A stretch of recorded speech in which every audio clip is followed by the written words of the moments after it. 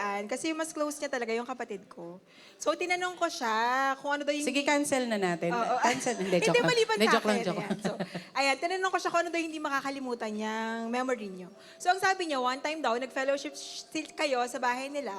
And then, instead of fellowship as in fellowship, naglinis siya ng bahay niyo kasi wala si Deacon Jo.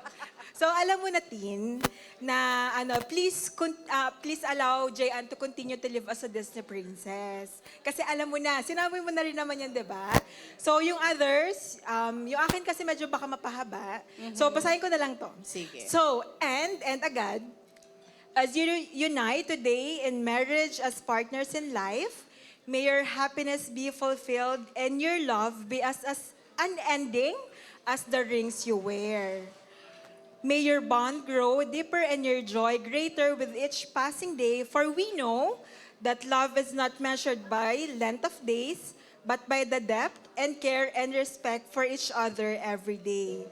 Also, always remember that marriage is not merely living together.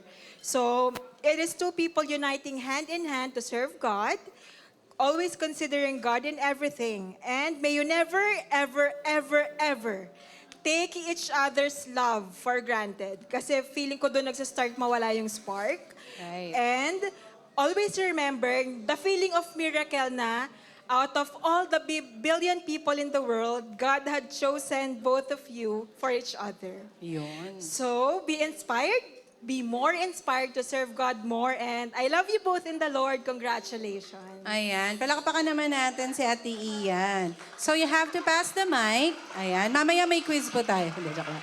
Siyempre, diretso na. Pass the mic to Ate Kate. Ayan, maraming